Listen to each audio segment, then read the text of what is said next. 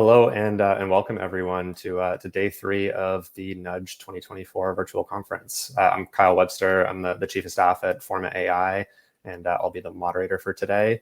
I'm really excited about the discussion. We're going to be diving into what is always a hot topic, SPIFs, the best way to utilize them more strategically and to truly get the most out of them.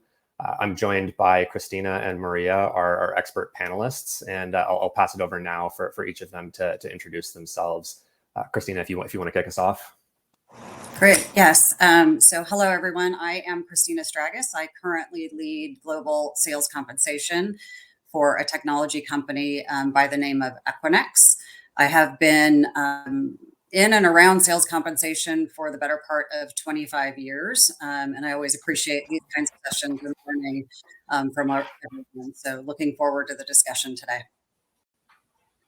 I'm Maria Tanat. I am also, let's see, echo. I don't know if anybody can hear that. Kyle, are we good? Oh, you can keep going. It's not too bad. Yeah.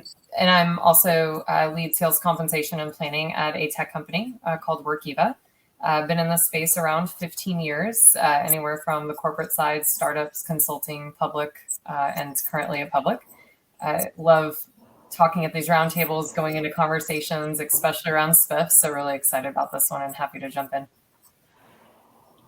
Awesome, thank you both. Okay, so we can dive in, and we'll start a little bit higher level here before we get into specific tactics, but.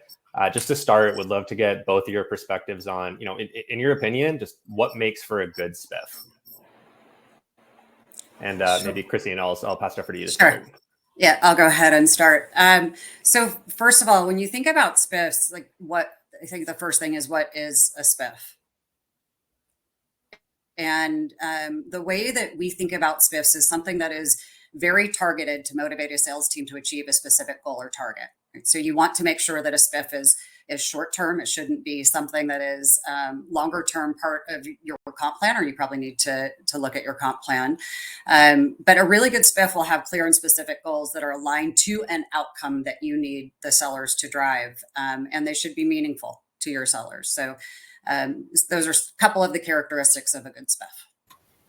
And a couple of things I'll add to that is that at the end of the day, they should boost some sort of performance or results. Like that's the idea, right? Is to get something that is up and beyond what the normal kind of cycle is or result expected is. So it's to go up and beyond and try to achieve that place, but also to know a SPIF isn't at the end of the day guaranteed. So I think that's sometimes where sellers think SPIFs are guaranteed and handed to them. At the end of the day, it's a stretch goal and it's not guaranteed. So I think all of that kind of fits in nicely with short-term and specific and an objective, but wanted to throw that out there as maybe a forgotten notion amongst sellers. Makes lots of sense. So short-term, clear and specific, and above and beyond kind of the core comp plan.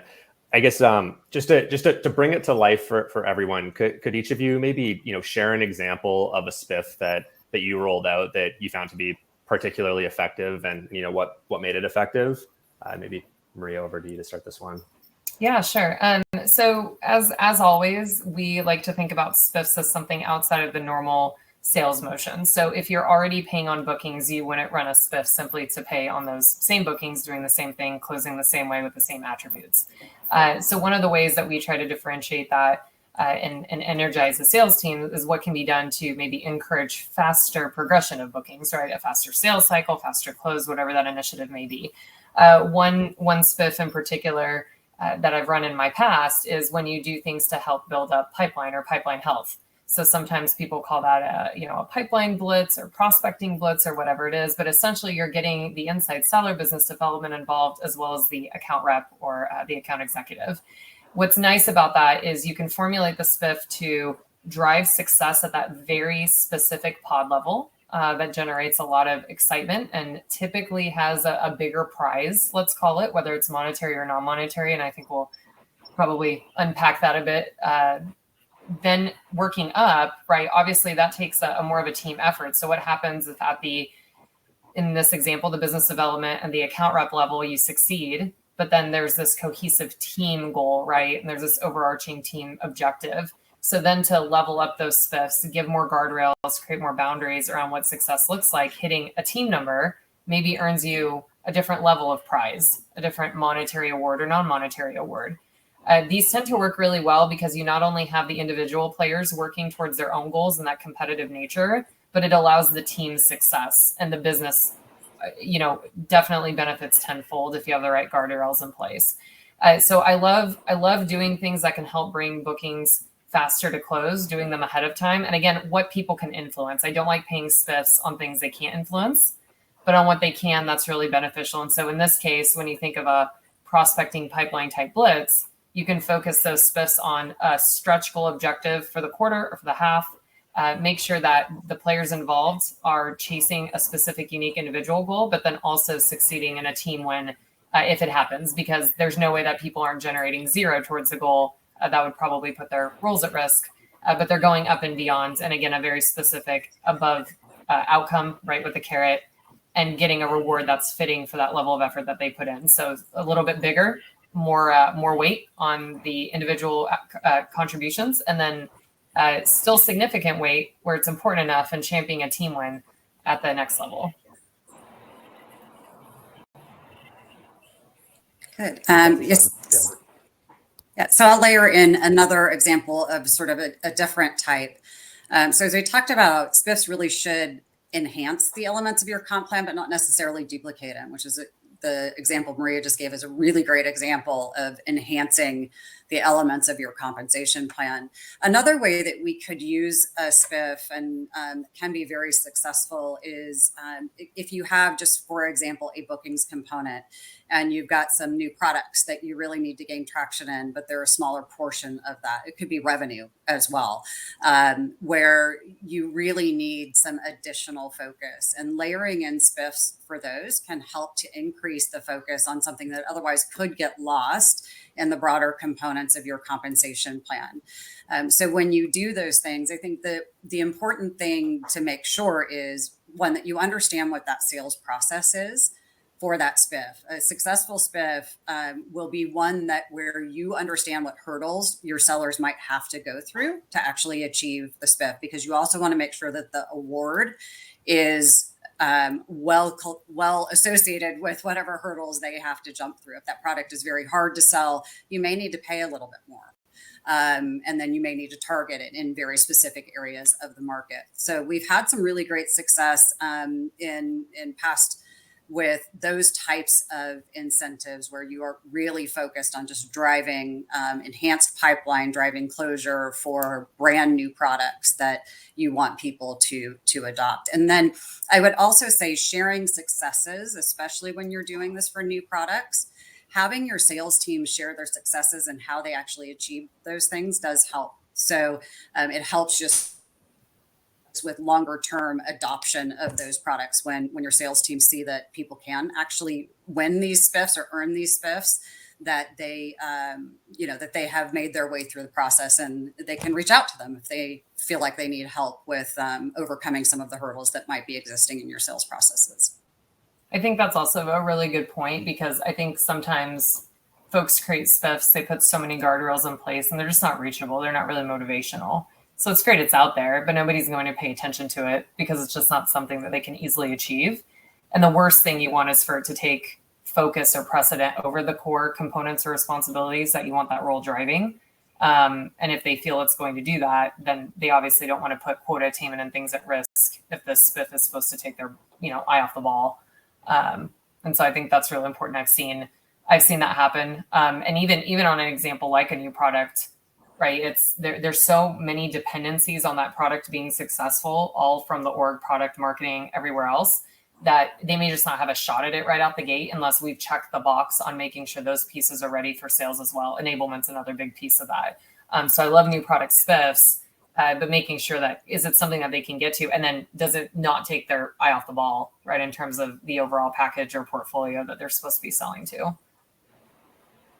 Yeah, I think it's a great point. I think it's a good segue to dive a little bit deeper into some of the tactics around kind of SPIF planning and design.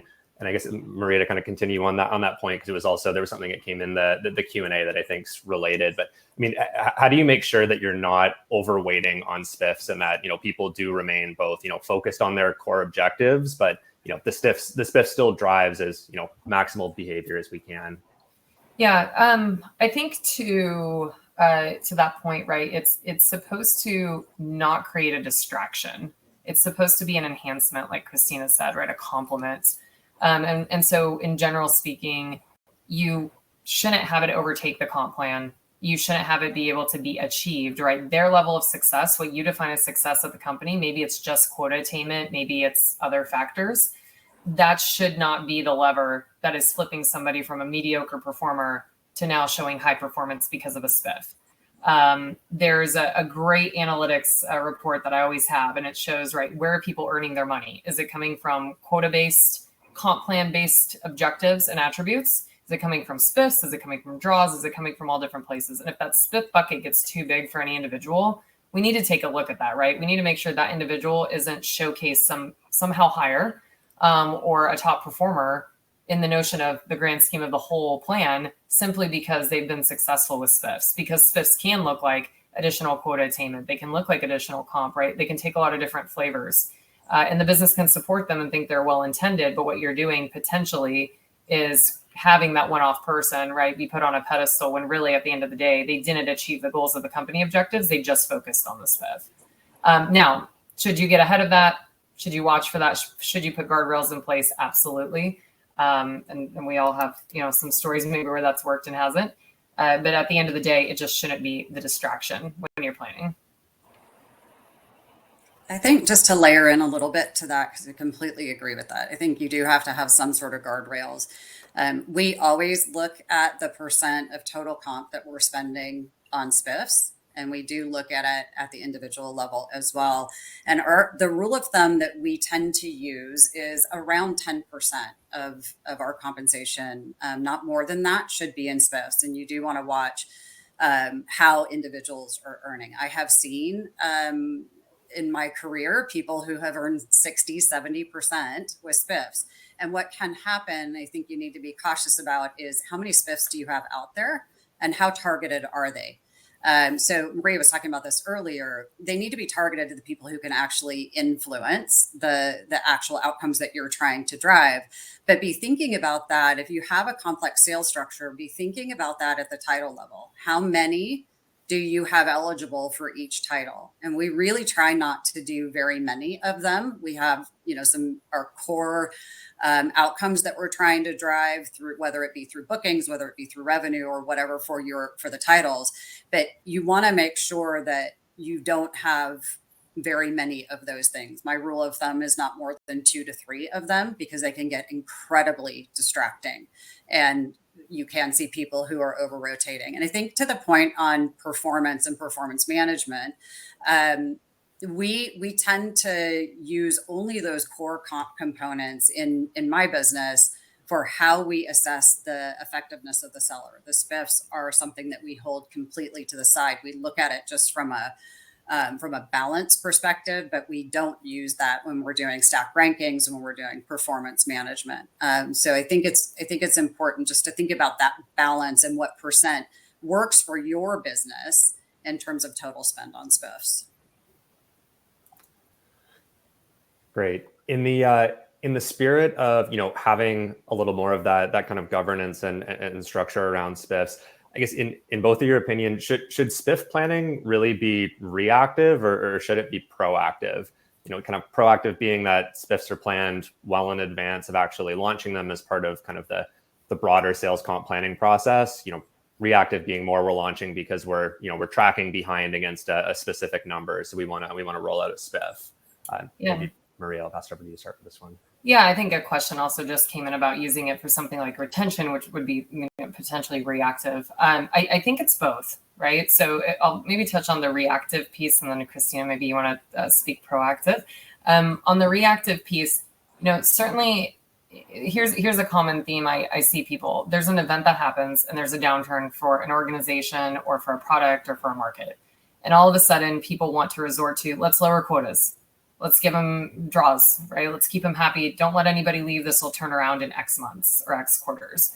What's more beneficial is if you make them work towards that, right? And I'll give an example. I had a situation come up on a renewal side where there was some churn where the makeup of that churn to their core comp plan was not going to be able, that gap wasn't going to be able to be closed in the current period. And so they sort of said, forget about that metric. We're going to look at these other metrics and champion those and work towards those efforts and make sure we kill it on those other factors, because we can't control, and there's such a big gap now on the churn goal, or the lower the churn, closer to the goal. There was no way to make it up. However, there were micro opportunities within that category and within that subject that we could have them chase to re-energize their enthusiasm around trying to control as much as possible within the certain event that happened in a certain set of accounts.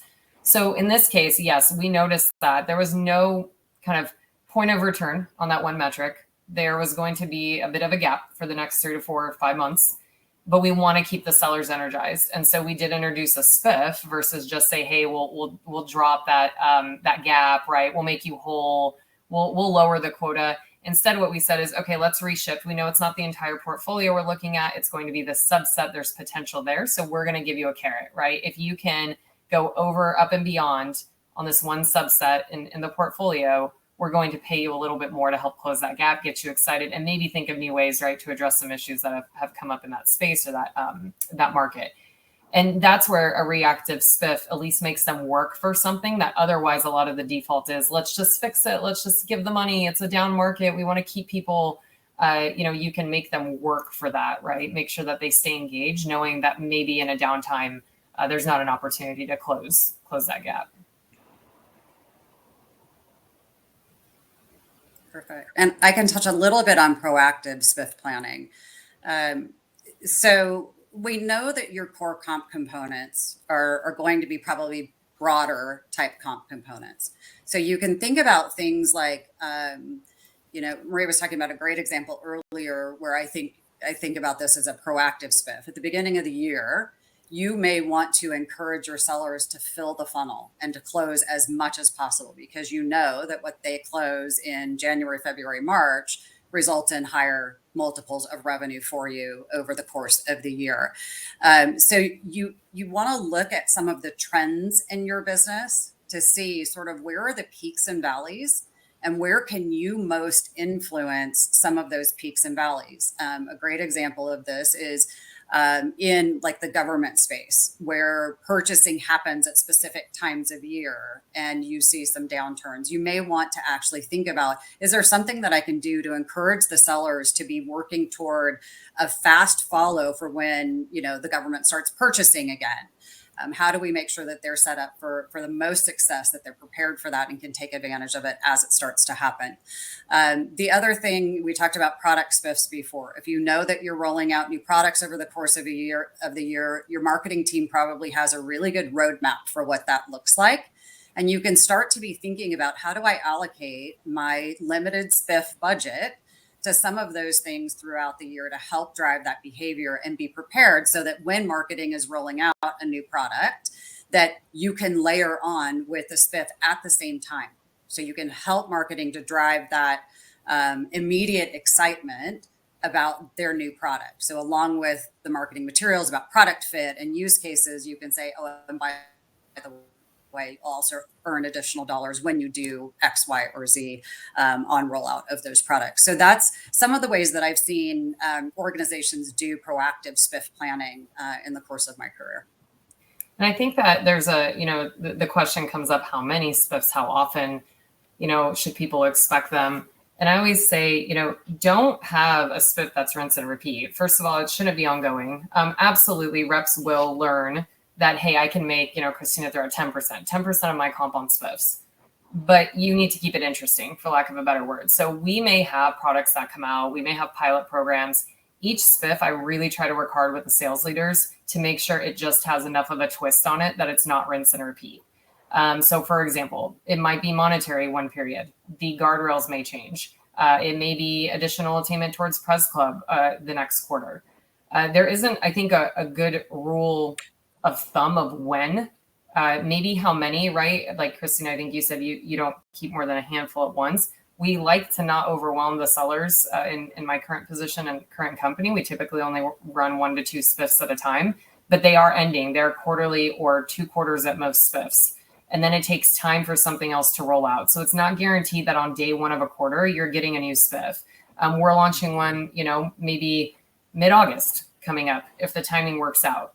There's also SPIFs where you just have to be careful that if you try to announce early or let people know you're working on them, there's potential gaming of deals, and you don't want that either. So I've seen a lot of organizations do SPIFs trying to close deals faster, move them up the funnel. And then what that does is it depletes the pipeline for the next quarter. It moves deals up, does more discounting than is needed. They take shortcuts to close the deals. I think somebody else called that out as well. So you want to be careful and thoughtful around your planning and how much you're actually disclosing as to what kind of structure you're putting in place for SPIFs when you do get going on that planning season.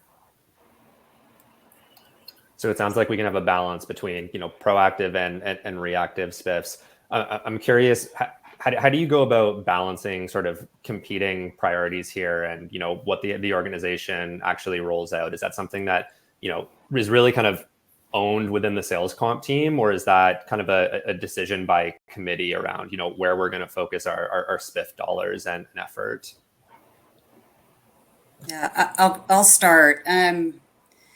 So first of all, we'll get into this, I think, in a little bit as well. The ROI of the SPIF really matters, and what you're trying to drive. So typically what we would do with our sales leaders, depending on where this is coming from, but we'll lay out some of our basic tenets around when will we run a SPIF, how many do we run, by title, et cetera, and how long do we allow those to run for. And so with that, those basic tenets laid out for people, we also will then look at, how can we drive the biggest impact for the business? And you will have competing priorities, especially in some organizations that I've been part of. You get a lot of push from marketing. You may get a lot of push from sales. And so you have to be able to balance what's actually going to drive the best behavior and what's not necessarily duplicative just to the plan structure itself. So we put those guardrails in place. And in my role today and in the past roles that I've had, the decision has been largely with my team as to whether or not we actually roll this SPIF. I know that that's not the case everywhere, but if you can lay out the tenets that will help your partners or your customers to make a decision around, when does it make sense to run a SPIF and how many should we be running, that typically will help you with saying no when you need to say no. And I would say if you're in sales comp and you are not part of a SPIF conversation, you should be, because, I can think of a lot of times when, for whatever reason, it was a good idea, right? CEO's calling, let's do a SPIF, let's pay him a bunch of money to do X, Y, Z. And it accidentally gets mentioned. It gets mentioned without the guardrails. It gets mentioned without thinking who it impacts, how it impacts, who can make a killing off of this, right? And the ROI just sinks and tanks. And maybe there's folks who are leaving out because we didn't put enough information. So I encourage, if any SPIF is coming out, that you just ask to be in the room if you're not already. My background is similar to Christina's. I sit at the table developing the SPIFs in my current role. And so we're always thoughtful around those things, but we do have aha moments, right? We'll have somebody, slack on the side and be like, hey, did you think about this? Oh, shoot, we should probably get that in the T's and C's. And that's just, the way to do it. But unless you're close to the process, you're going to miss out on a lot of those guardrails that you could possibly put in, as well as opportunities. And then one other thing, Christina, you touched on the competing priorities. I get calls every other week from some product. We have a handful, a dozen, saying we should do a SPIF for this. We should do a SPIF for this. What's interesting is what I like to do is I like to challenge and go back to the reps and say, if I gave you $1 million tomorrow to sell this product, to sell 5 of them, could you do it?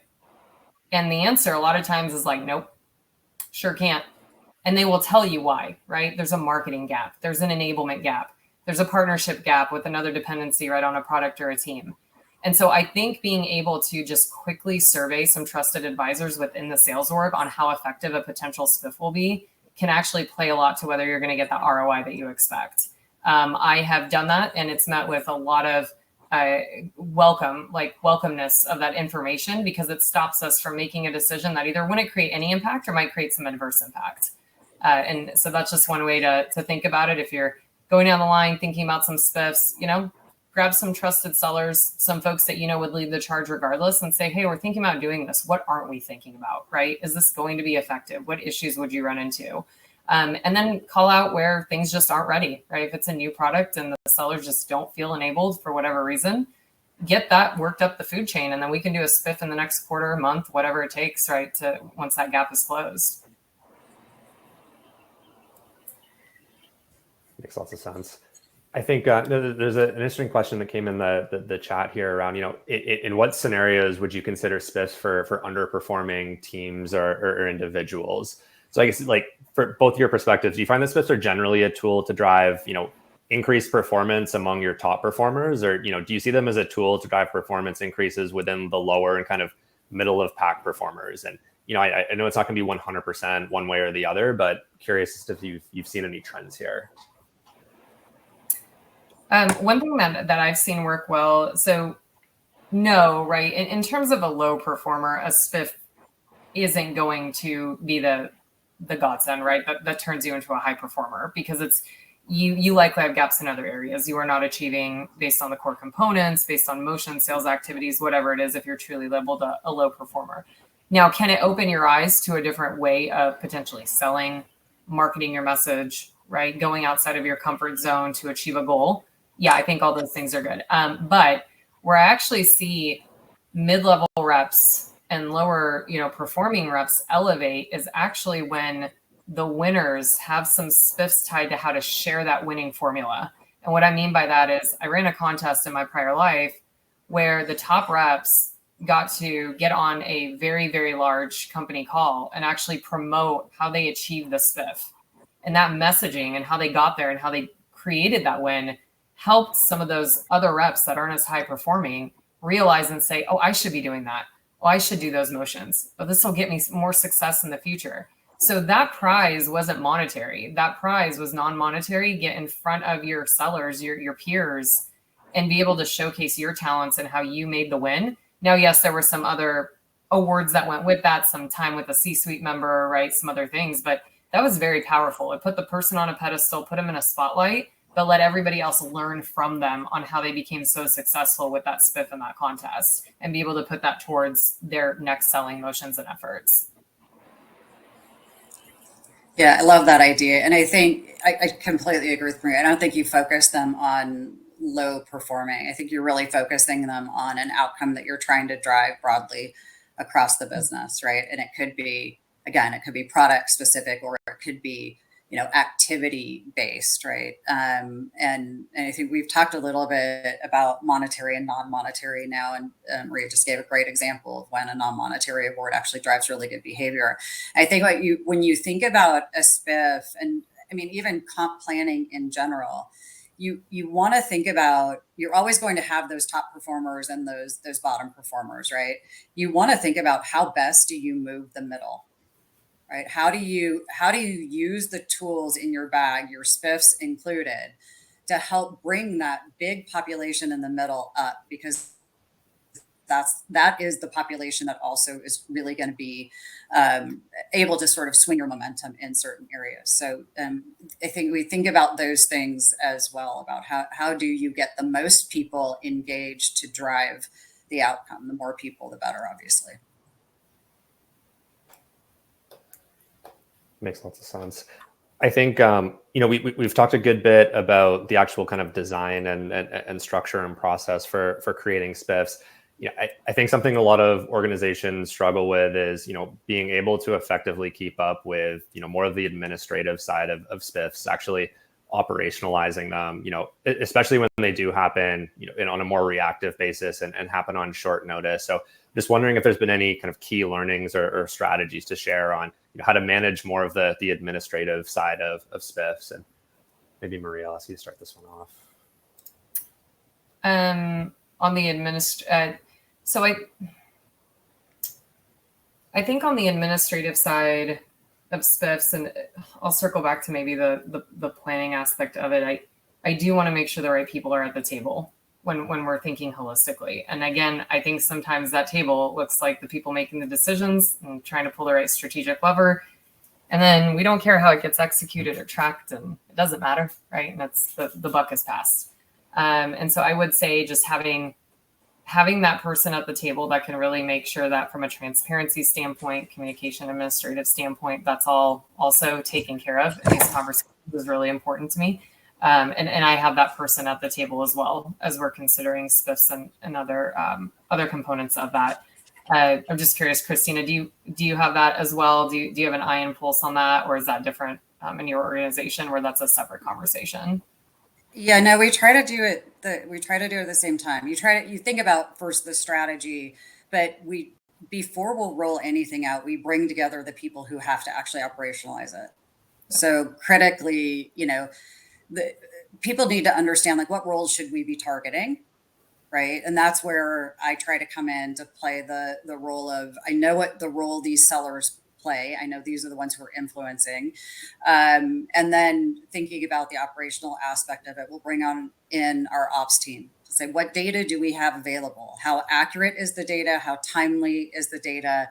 What is the seller's visibility into that data? Because you want it to be clear and transparent, especially if you're tracking toward a goal as opposed to a transactional type item. So but you're absolutely right. Like bringing all of the right players to the table to actually talk about not just the need for the SPIF, what the ROI is, what the strategy is, how do you target it, but then, also how do you make sure that you can execute it with ease? I think one of the things that can break a SPIF very quickly is bad data, inability to actually pay on it, where people just don't feel like they can trust that the payout actually is aligned with the results that they brought in based on their understanding of the SPIF. So that part is really critical. And the other piece too, I know we didn't say the word communication, and we have different kind of thoughts around that potentially as we dive in more. But when it comes to communication, don't let it be lost. I think that's where people fall a bit, right? They come up with this great SPIF. Admin-wise, we can administer it, track it. The data is good, and it goes nowhere. Nobody knows about it, and so people got some extra money on a paycheck, or they got some extra prize mailed to their house, and that's it. It's never talked about again. So I also like to have the enablement piece, the communication piece at the table, just so that we're tracking how to do that. And happy to get into what communication looks like, but just wanted to touch on it there in terms of a player that should be around the seat. Have a seat. Yeah. There's nothing worse, I don't think, than hearing a seller say, I got some money on my check and I don't really know why. You have failed in the communication process and keeping sellers engaged around it. I think that this is a great kind of segue and transition to diving into how we actually communicate and roll out SPIFs to make sure that we are kind of capitalizing on the programs we're implementing as much as we can. So I guess, again, starting a little bit of at a higher level, what are some of the most important things from both of your perspectives on, making sure that a SPIF is understood and actually adopted by the field? Maybe Christine, I'll ask you to kick this one off. That's okay. Sure. Yeah. So I think first, clarity in the SPIF, targeted communications to those who will participate in it. I think you've got to create a sense of excitement around it. Maria talked a lot about how she structures SPIF in ways that sort of intrinsically create that, that excitement.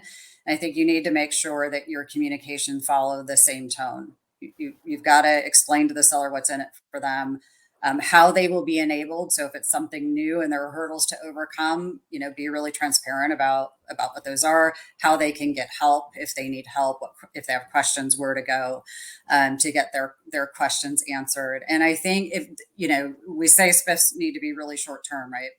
You need to make sure also that you are sort of reinforcing that message throughout your SPIF period. Call out some big wins that a seller has had or something like that, just to keep reinforcing that, hey, don't forget that this SPIF exists. Here it is. And then I think the other thing that I would say, once you have paid on the SPIF, make sure that wherever they're seeing that payment, that it's really clear that that's what it was for. That it was for that outcome that they drove. Because I think that also helps to remind them, hey, I forgot about this. I did this, 2 months ago, and I've got an opportunity now. I should try to close it before the SPIF period ends.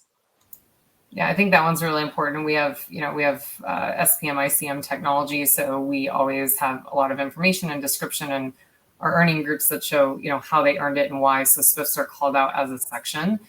We can also do, reporting that's at the forefront of that. And so that keeps it front and center for the reps and some managers and other things. One thing I like to do is make sure it's constantly mentioned. We have our CSO monthly conversations where we make sure that they always mention, if there's a program going on, don't forget there's money out there to be had. Don't forget there's this SPIF, that SPIF. The other thing, is to, I think at the end on the postmortem of paying out the SPIF, it's important for the sellers to also recognize the values. So championing the value of why we're doing the SPIF up front, but then also saying, what did we get from it? So it's great that X amount of people achieved the SPIF and we got it, but what did it actually do? So, for example, did it increase the ROI that you expected? Did it boost sales of a new product? Was there a unit increase or quantity increase? So whatever shows that SPIF's positive influence, I would definitely highlight that in a way that can be communicated when you talk about the winners, because we internally have to do that anyway. We have to recognize the ROI that came from it, but sellers should also recognize how important it was for the company, when it goes right. And so are you communicating that all the way down to a sales rep level to show them, that in fact there are, a portion of the reps that are, really winning from this and it's, driving incremental revenue for the business? Yeah, and I think that comes from like game theory and competitiveness. So we are big advocates to show who the winners are, right? Who's on the top of the leaderboard, and that's showcased. I think a lot of organizations kind of let that slip by, and then as it becomes more important, you wonder, hey, where's this effort going? Does anybody really care? Yeah, as a seller, you don't want your name at the bottom of the list, just plain and simple. And so if your name isn't out there and highlighted and stars around it, you are trying as hard as you can. Now, again, it does go back to make sure you are not excluding too quickly on a SPIF. Make sure it's something that everybody can achieve. And so I do like top places, right? Top awards, top 3, top 2, top 1, but make sure that there's also something in it for everybody at an individual level that they can achieve some goal and help get to that collective, whatever it is, right? X amount of increase, whatever the ROI looks like, so that you're not just rewarding the top 1, 2, 3. And when they see that gap get too big, they're just checked out if they're not in that top list.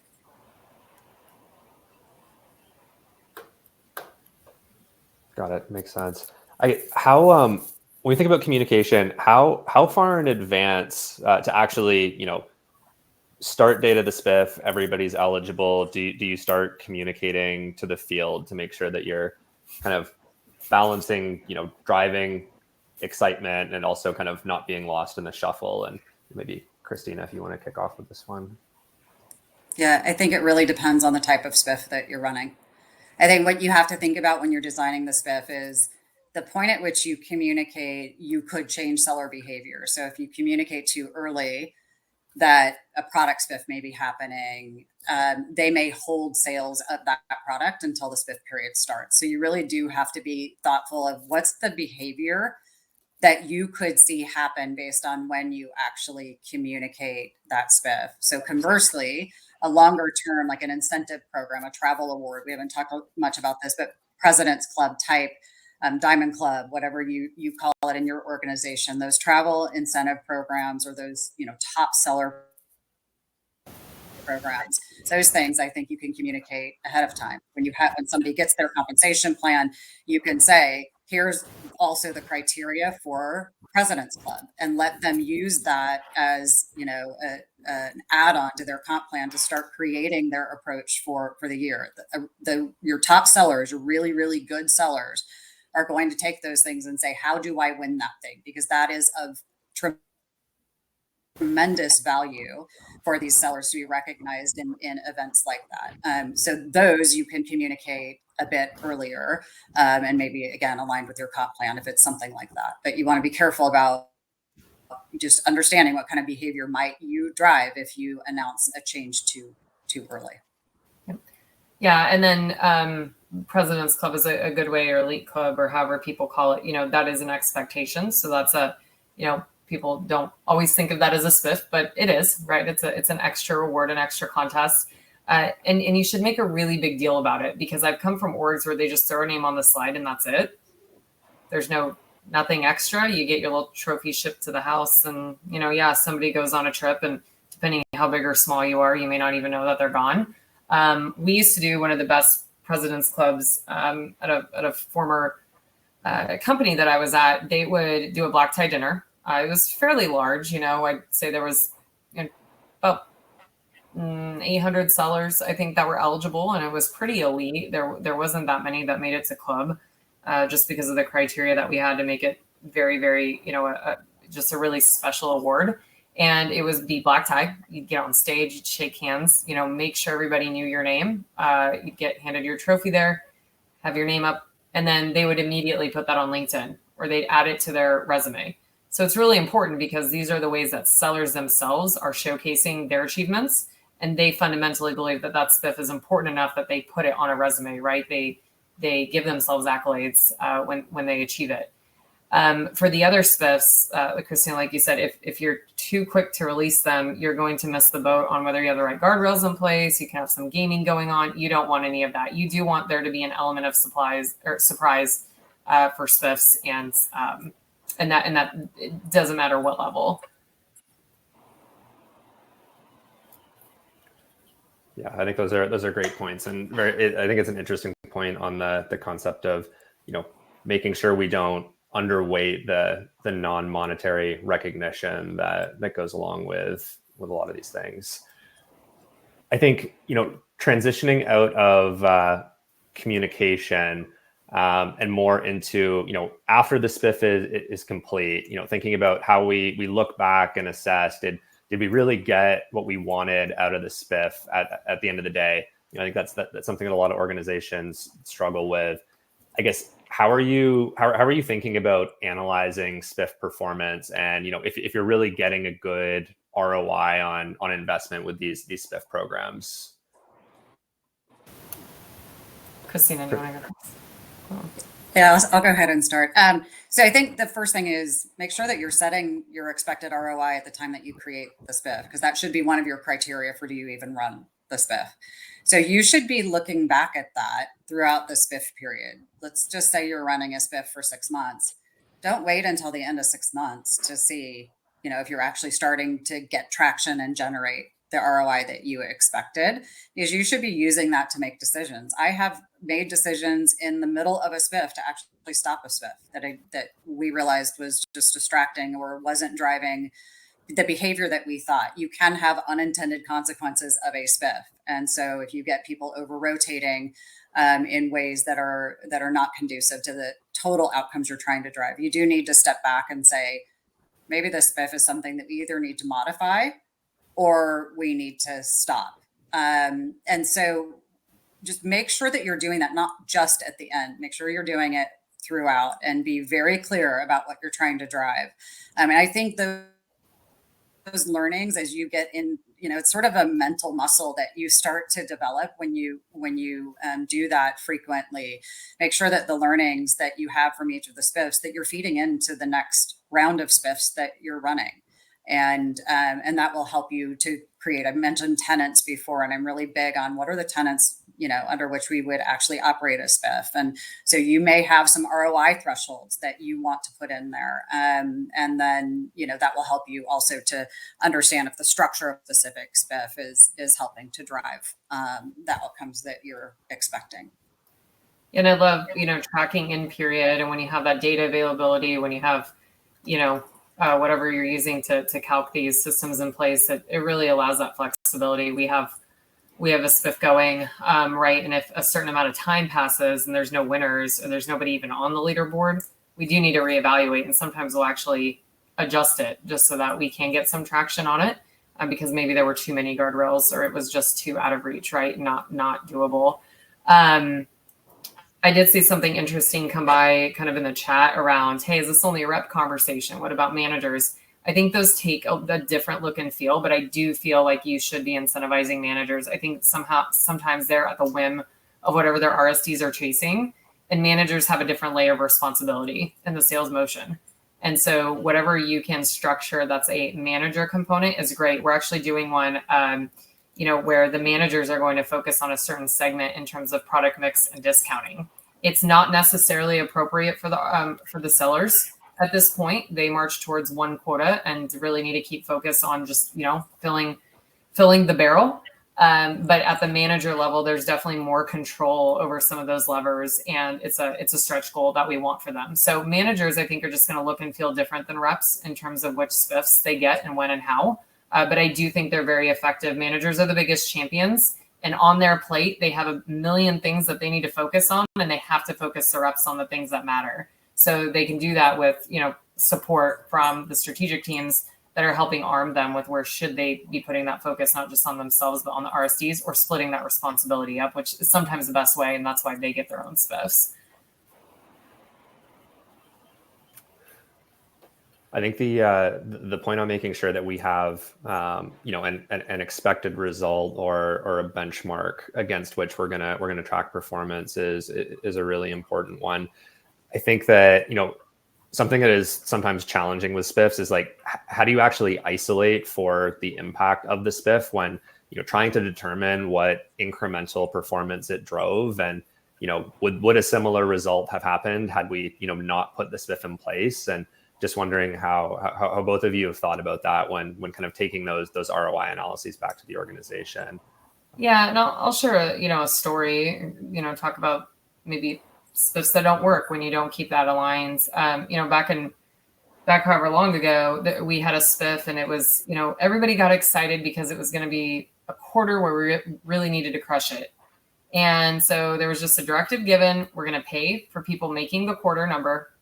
Anybody who gets over 100% gets extra money, which actually was a double payment because they get accelerators anyway. So there's already a recognition there, right, of some extra effort that then gets a monetary gain. And before the SPIF started, we had said, roughly 21 sellers would get 22 sellers would end up getting over 100% anyway, if we did nothing today, right? That was projection based on pipeline health, maturity of deals, whatever. We ended up spending a lot of money. They were able to earn money working up to that 100%. It wasn't just if they got over 100%, but also working up to it, in addition to different levels going over 100%. So they got a solid amount of money that took their base rate up 2, 3, 4 percentage points, getting between 1 and 110, 110 and 120, 120 and 130. What ended up happening, because we had that benchmark, is, we all kind of gave the cautions around doing that, the double payments, the, maybe not getting the ROI. It was too much. At the end of the day, 19 people, maybe even 18, hit 100% or over. So it was down from our initial estimate. So we initially got no extra folks that went over the target. And we ended up paying about almost a whole 3% and change more in comp. So that was a big issue, right? That's one that it didn't go the way we wanted it to go. And there were some learnings from that. And I think that that's really important, because you can create these goals where you miss the mark.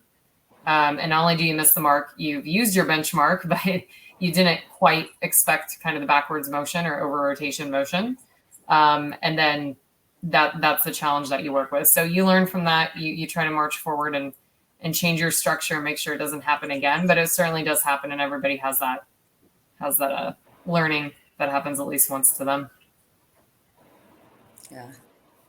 I do think there are other things that you can do too, like, when you're creating your SPIF and your ROI, you should know what your baseline is.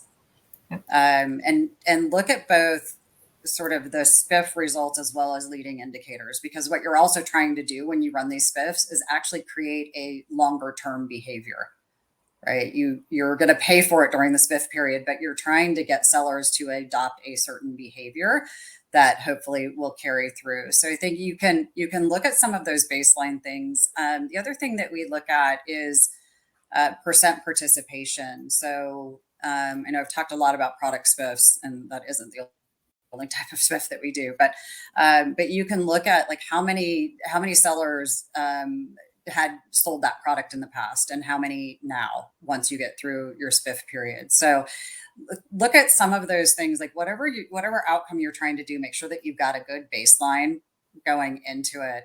But Kyle, some of the sort of can't control, let's just say you're rolling something out in conjunction with marketing, pricing decisions and promotional kind of decisions.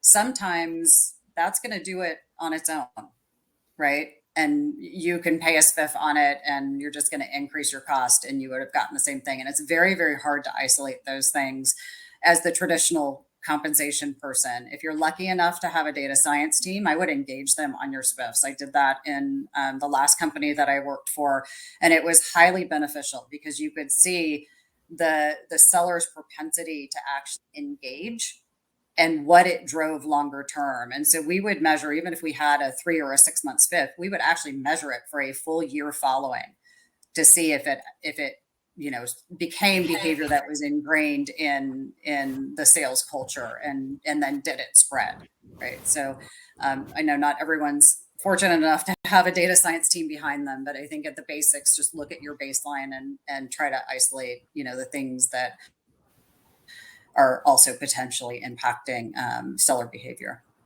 And I think sometimes too, it's okay to start with a SPIF. And if you do that analysis and you do it the right way, you can determine whether that should be part of a comp plan. So something we commonly do is if we are piloting something, a new product, a new motion, a new relationship, whatever it is, we might start with something like a flat rate SPIF. And you just get it on top. It's not part of quota attainment. It's not part of quota credit. We're not going to add it to your planning assumptions. And we do that for about a quarter or two, maybe a full year, right? Maybe it takes that long for marketing enablement, everybody to sort of get their ducks in a row. And then at some point, there is a tipping mechanism, right? Either do we care any longer? So are we going to keep paying on this? And if the answer is yes, then it probably just needs to be part of the bigger comp plan, right? It needs to be ingrained into the comp plan itself. And we'll switch that lever. So we just did that, right? There was a product that was in pilot mode, flat rate mode, and it just became appropriate that now it's part of quota. It's part of quota credit. And we've got enough far in the process where we know that it can be motivating for the sellers and they have an opportunity to sell it the right way. So that's another way to think about it. But that's, Christina, I love you mentioned that continuation of analysis, because that's the core of comp plan effectiveness, period, right? Is not in the moment, in the period. It's the continuation and the observation and seeing what impact it has. Yeah. Great. I think these are great points on some more tactical examples on how to look back and assess the performance of the SPIF. So I know we're getting kind of close on time, and I think we've covered a lot at this point, from designing SPIFs to rolling out programs to assessing if they actually worked.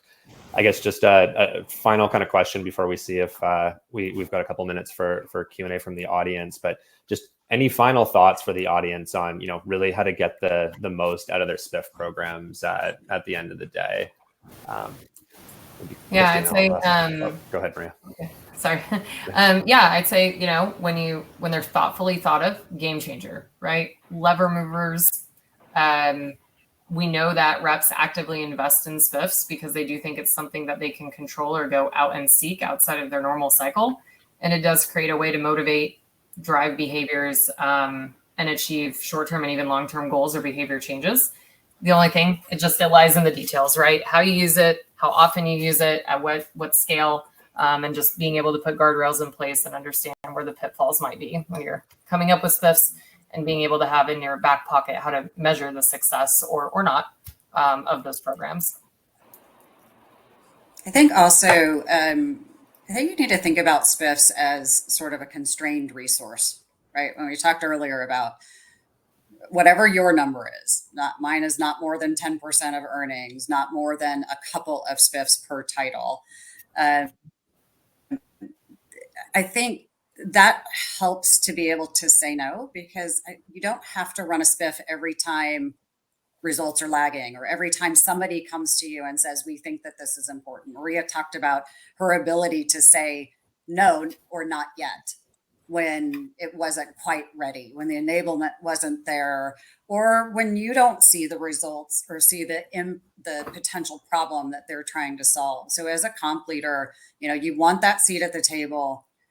But remember, SPIFs are not going to be the magic bullet that saves, company results. They will enhance in certain areas. And so I think just keep it in that perspective as you're deciding which SPIFs that you're going to run and how many of them that work for your business. Yeah, and if we keep it back to the Post-it note rule, you're supposed to have the comp plan on a Post-it note, and you should do the same thing with SPIFs. they should not be taking up a notebook page. Yep, absolutely. Great. Okay, no, I think this is a great place to wrap up. We can follow up async on some of the Q&A, but thank you everyone for joining today, and a huge thank you to our panelists, Christina and Maria, for coming on and sharing your expertise with everyone. I hope everybody has a great rest of your day, and looking forward to the session tomorrow, where we'll dive into data-driven incentive planning. So thank you.